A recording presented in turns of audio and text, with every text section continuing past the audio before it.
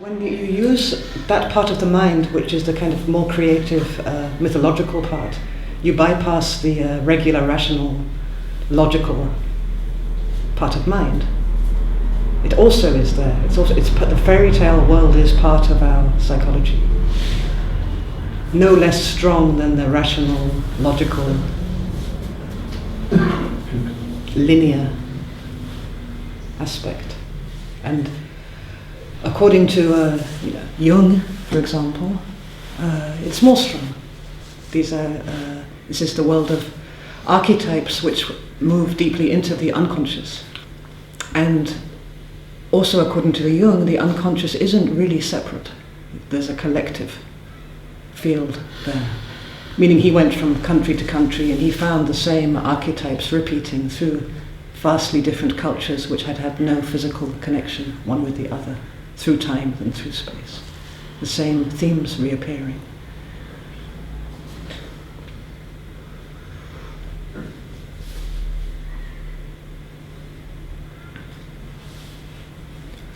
So the archetype of the beloved,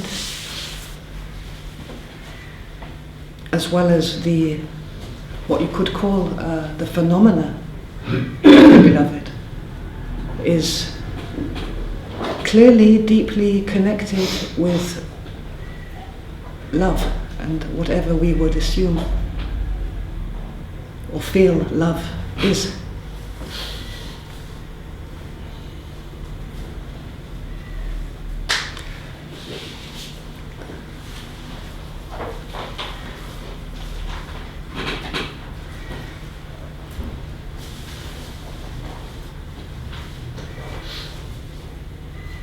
Also, in the name, the beloved, there's just one. It's not like find your private beloved. It's one beloved. In the same way that we assume through our communication and even through our rational minds that there is one love. We don't necessarily know what that is. But we assume that there's this thing, this phenomena, which is recognizable by all kinds of different people and creatures, called love.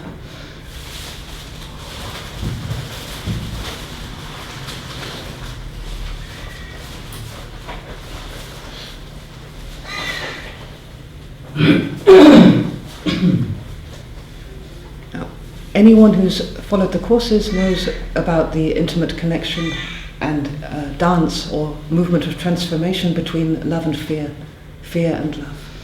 That there is a relationship between fear and love, in a sense that we are out of love, partly because we're afraid of love.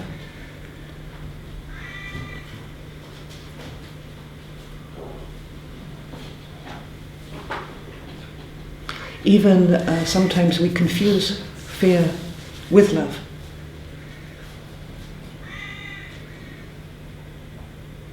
If we very, very much love somebody, we often experience different degrees of fear around them.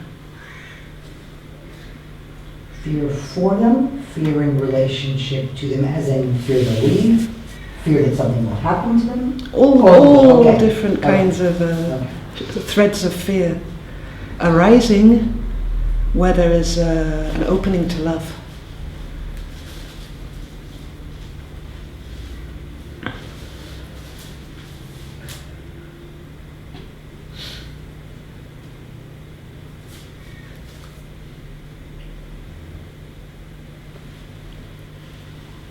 So fear is very much connected with preservation, with safety, with taking care that things don't break. Or it's also a gatekeeper that we will not be hurt, that we will not suffer.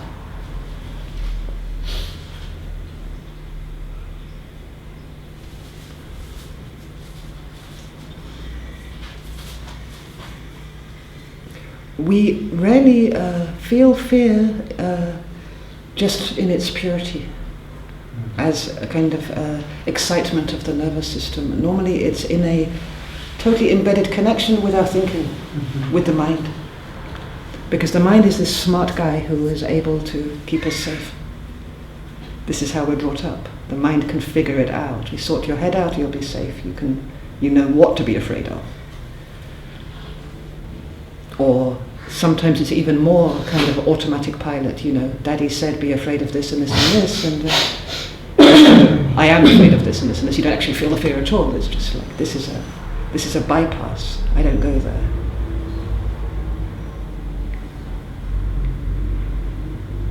So it can even the mind can even disconnect from the actual real fear which is happening in real time.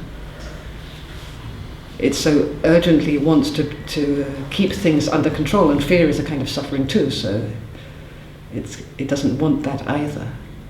But still it's in this dialogue with nervous excitement.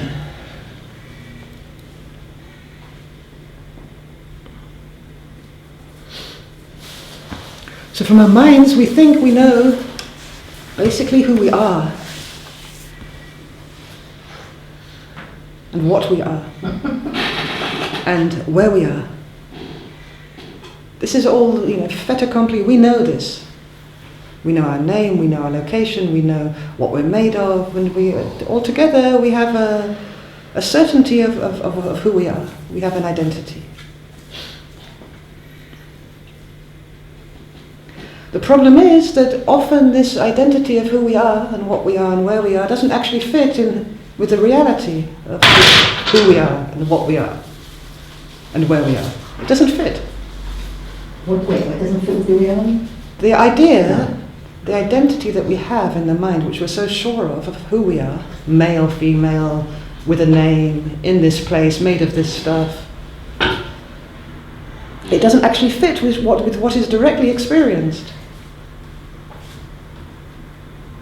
Because often what's directly experienced, being that thing which we are supposed to be, is either it doesn't seem to be acknowledged by others. They don't agree that that's who you are. Or it doesn't actually square up with your own inner trust or experience that this is actually who you really are. And it's not good enough. So then the mind begins another route, which is who I want to be, who I'm going to be. Because the mind's the boss, right? It's like it decides. So this is what I want to become.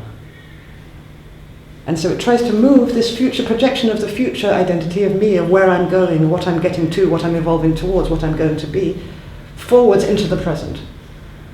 And how does it do that? It does that by trying to project it outwards, this identity.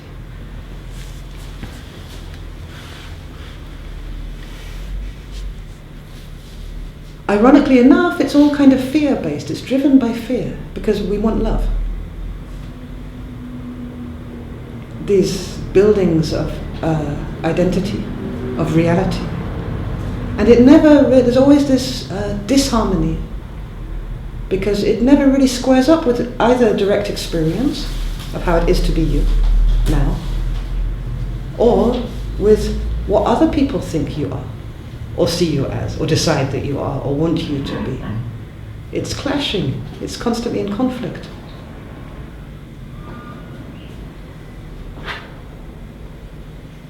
And so it's a little bit like a rat in a wheel, constantly looking for itself.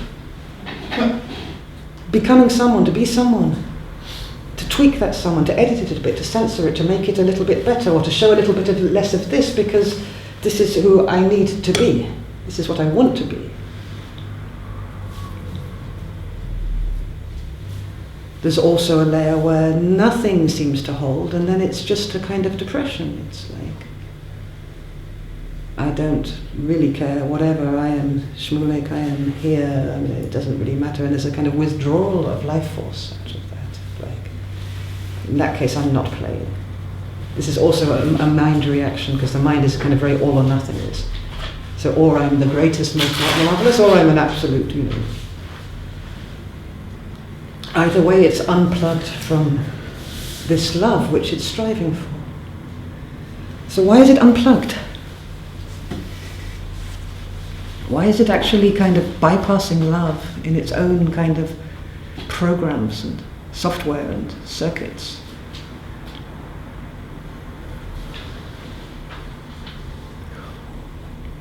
Why is it that the mind can recognize love but it can't know it?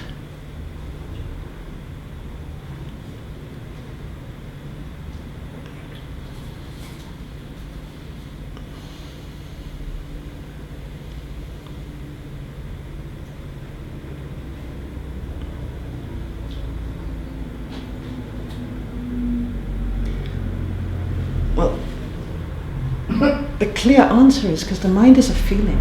The love is a feeling. It's a full-bodied feeling. It's something we feel here, in our cells. It's not mental. It's not linguistic. It's not a thought. It's not a sentence. It's not even a sentence, I love you. That can invite love, but it's not love. Love can't be thought. It's not a thought.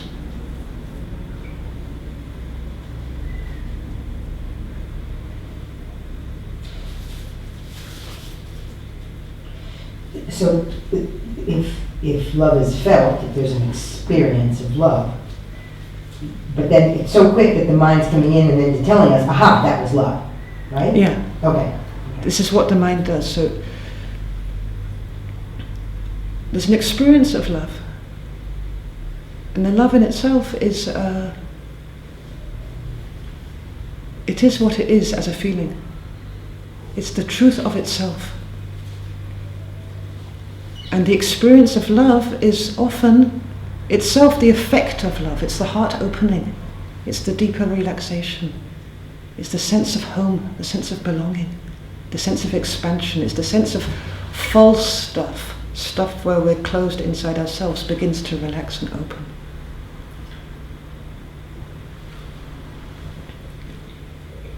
So the experience itself is a kind of effect of something even deeper, like the wind blowing through a wind chime. It makes a particular sound, so the love coming through us creates a particular feeling experience based on where we are wounded, where we are contracted, where there's stress. So the experience of profound relaxation and relief in love is a direct result of the fact that there was an area of stress which is now relaxing. But the relaxation itself isn't the love, it's the effect of the love. This is how refined and essential and truthful love is. And then the mind comes and says, it's because of you. That it tries to give it conditions that it can control it. Because if it can control it, then it's less vulnerable. This opening which is there is not an opening which can be attacked by any, because there are enemies out there, right? So the mind says, oh no, it's because it's this time of my life and because I met you and the love is coming from you and you have to deliver this love and I need to know that you will never leave me, to let this love be there. And more than anything else, what the mind is saying is this love is mine. It's separate. It's not the beloved. This is the love between me and you. Or even between me and me, but it's my love. It's got utterly nothing to do with anything that's ever threatened me throughout all of time.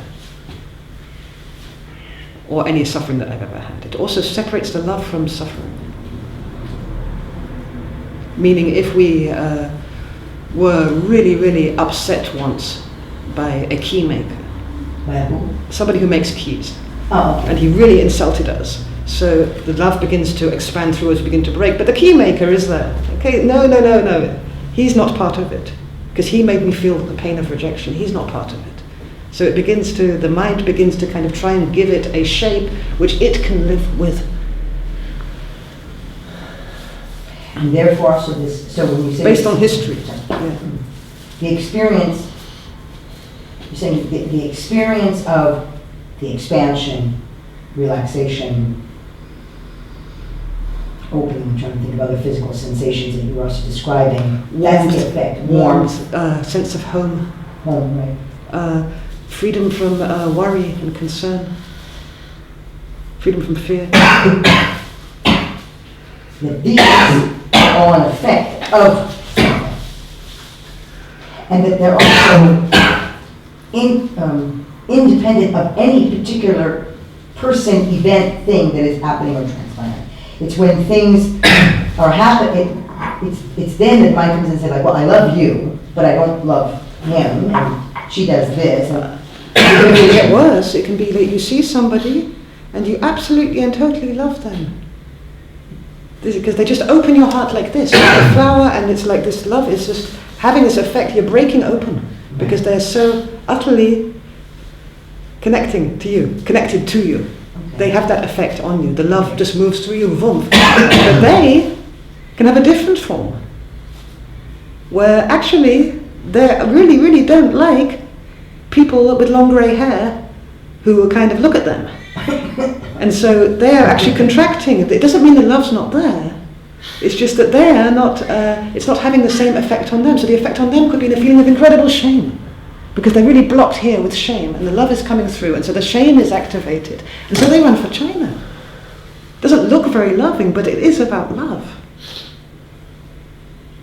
One love, two different people. One person's experiencing like, oh, I want to be with you forever, and the other person's feeling, you're really freaking me out. Happens all the time. And it's there, both spontaneous, it arises, well actually it's always there, but the experience, the effect of it is spontaneous. It arises like of itself kind of thing. So I'm in a room with Sally, and I don't know Sally, and I don't know anything about Sally, and yet when I see Sally, it's not Sally who is doing the love or giving me the love or having the love, right? But in the presence of her, something is evoked and allowed through. Something is falling off. So, for example, you have a long-term, and I just totally make this up, you have a long-term issue with abuse, and you're struggling with that, and it's in a process, and there's a contraction here because love is not allowed in the area where there's abuse going on. Yes. And then you're in a room with Sally, who already has really been through that lesson, and she's really relaxed in that. She can even feel a kind of love and wisdom of compassion towards abusers. And the subject of abuse comes up, and the way she is resonating with that means that this contraction in you begins to kind of open up or fall off. Like suddenly you get it. And it's just like, sometimes it's like that, it's like a bit of a blob, gone. And there's this love there, it's just revealed. It always was there. It's just there have been these contractions. And the mind has an association. I said, and Sally was just chatting. Sally was because of this. Yes, but she was just saying what she says and being who she is now. She didn't, this is one of the beliefs of the mind, that we have to do something to get love. We have to deserve it. We have to be good enough. It's always later.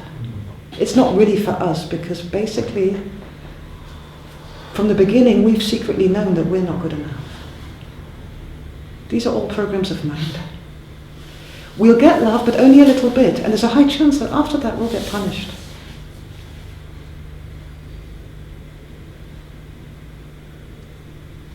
This is where the mind has the difficulty to surrender to the actual feeling of love when it is there. So, what we actually planned to do was look at this mind, which we give so much authority to, and to ask this mind how it knows it's alive at all. And to ask ourselves to really let the mind talk then. How do we know, now we're talking about knowing, that we are even here in the first place?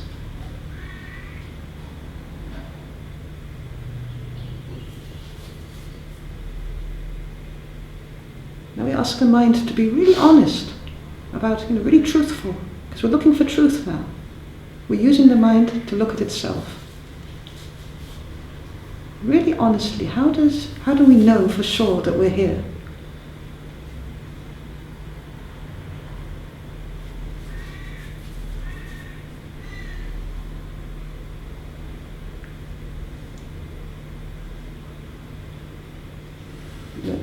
Often what the mind will do is it'll say, okay, because of yesterday and the day before yesterday, and because I was a kid and because I was born, and and it will draw on the authority of history, of what was, of its own story.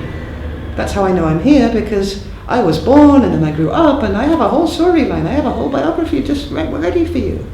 I know who I am, and I know because I know who I was.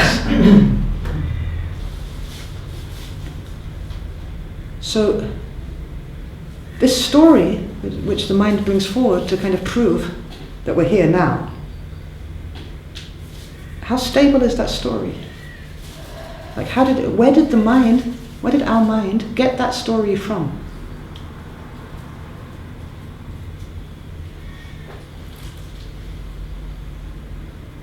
Well, the first basic building block of this story, in a way, because it's a story, it's using linguistic mind to tell this story, it's using words, is I've got a name. I have a name. It's like, I am Georgi, so I know I'm here because I'm Georgi, and this is where the story begins. So we can ask the same mind if this name is who we are. Where did this name come from? Do you really believe, clever mind, great authority mind, that this name has anything to do with who I am at all? Shakespeare confronted this issue. Yeah. I mean, someone just made it up, this name, and stuck it on me. It could have been a different name. It doesn't say anything about proving that I'm here and what I am, who I am, where I am, this name. And out of this name, a whole identity is growing with tentacles, and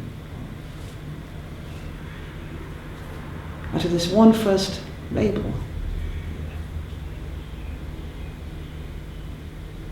It's very easy when a child is born to kind of teach it its own name, and he comes to you and in absolute wonder he says, "Who am I?"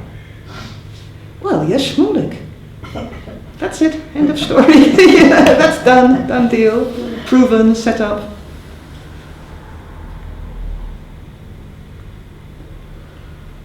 And events that happen, we can pick and choose. I mean, there is so much going around us at any one moment. Everything that's happened in our history is a composition. And we can remember different bits and put it together in a different way, like Lego. This is not proving anything. This is proving how clever the mind is at creating stories out of a chaos of information, of choosing one article of clothing out of a chaos of different choices of clothes. Doesn't mean it couldn't choose any of the others at any moment. You could choose clothes, putting on the identity. Like deciding that today we're going to wear red in my ego, in my personhood, in my identity. Tomorrow I'm going to wear blue. It's arbitrary, you just choose, the mind chooses. It's not saying anything about truth, what's real. It's a choice of clothing.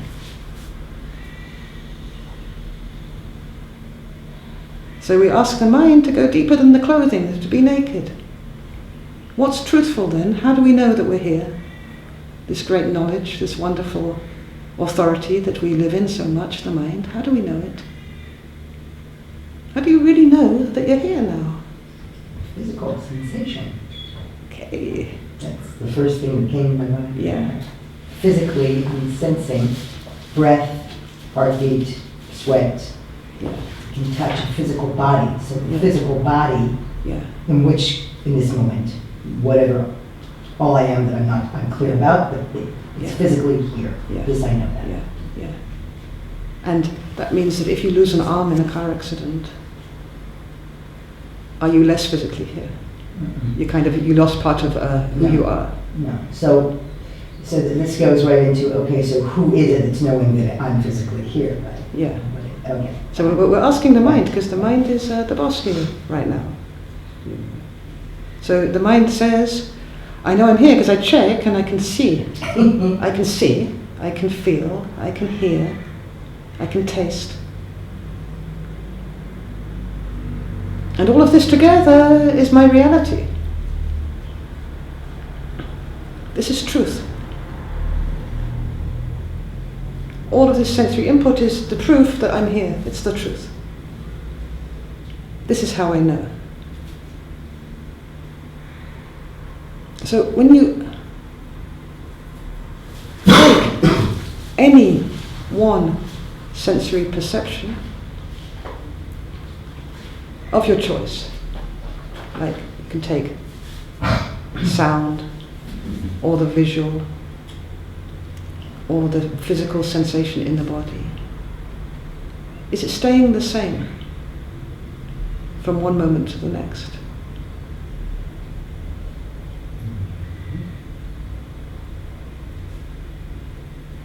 Is it under the control of the mind? Is it kind of collaborating with the identity which the mind says you are? Is it proving that you're here? Is it separate? Does it say something about you individually? What sensation? The various senses? Any one physical sensation. Can you hold it? Can you keep it the same?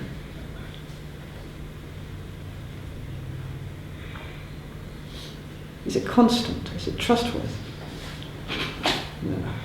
So that's kind of crap, isn't it? Because, again, the mind has lost its grip. This is not a stable thing, this physical sensation.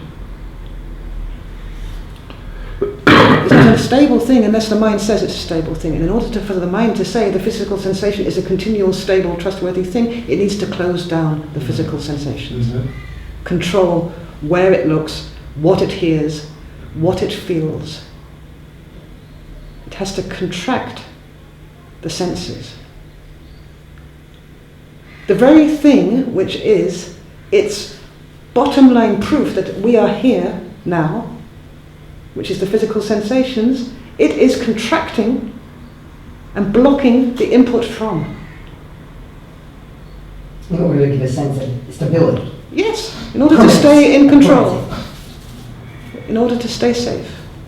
But it's a bit ironic that the mind's chief authority is the physical sensations, and the physical sensations it's not really allowing to open. Because they're not trustworthy, they're changing all the time. So let's make them a constant. Let's make this of a constant feeling which we can trust. And then we'll say this proves that we're here. But it manipulated with it, that's not truthful. And the mind loves truth.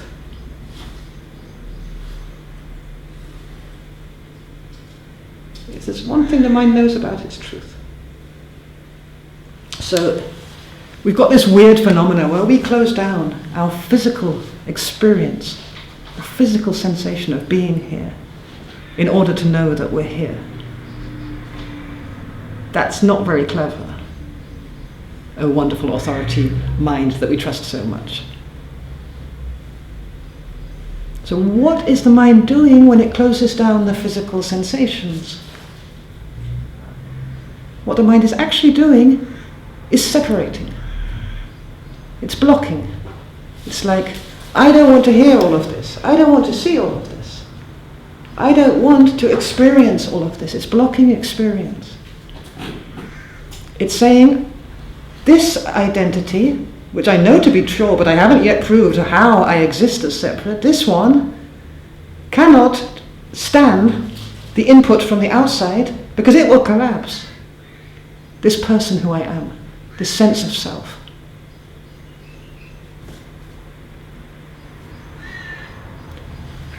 Any input?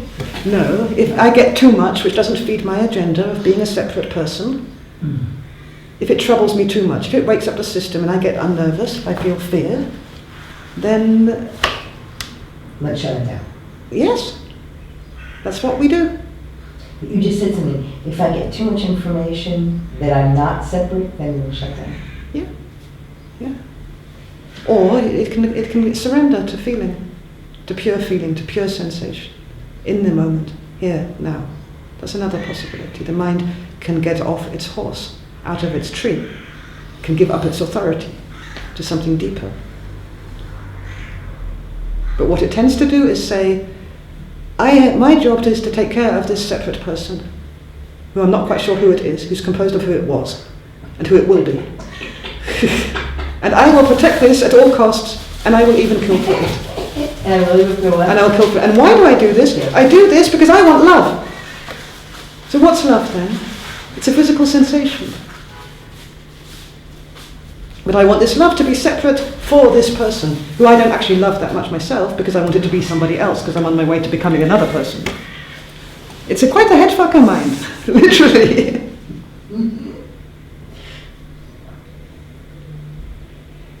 And we still trust it.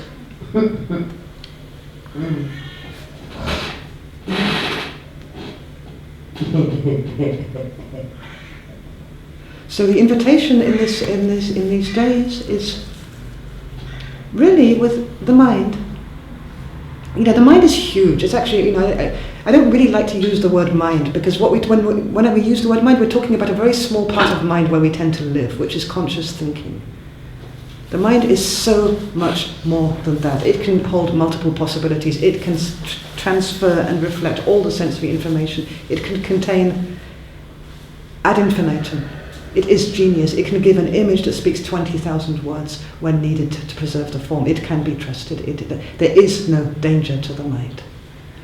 But we are stuck in this little corner of black and white thinking, which we call mind, the rational mind, the mind that knows who it is, where it is, what it is. It knows what's real and what's not, but it hasn't, when you ask it, got a clue what reality is. That mind we're talking to. So the invitation here is, as we go through the moments, whether it's in meditation or not in meditation, whether it's inside the hours of the course or outside of the hours of the course, to just not go there. Not go there. Don't go with the stories of mind. You feel pain. This is how it works. You feel pain. The mind will come with a story like a screaming brigade of fire engines. Just say nothing. Nothing. Nothing. Don't think. Feel the pain. Just nothing here. Nothing. Nodding, as Muji would say. Nothing. Nothing. No thought. The way it tends to work is that for a moment the pain crescendos and there's fear. Nothing. Don't even give the pain a name. Nothing. And then, and this is so beautiful how it works, it kind of turns over and some wisdom comes forward. Little pieces. And then maybe the mind tells what the wisdom is about, which is fine, because we're not, vetoing mind. There's room also for this little obsessive corner. But if we just wait a while, train the nervous system to wait a while before going into this reflex of thinking, I am this, I am that, I can this, I can't this, I want to be this, it's not good like this. Just nothing. The mind out of this room. It's really boring. The only thing that the mind has to do here is reflect what's going on beneath the surface in a search for truth. Beneath the surface of itself. What's true? What's really true? To inquire about its own stories. What's truthful? The mind needs to follow. To shut up and follow. I don't mean follow what we're saying, I mean follow what's being felt. What's coming into sensory perception. What's experienced. And not follow it in the sense like with a butterfly net to grab it, but to follow it with respect. To follow it in order to witness what's being experienced. To be available to witness.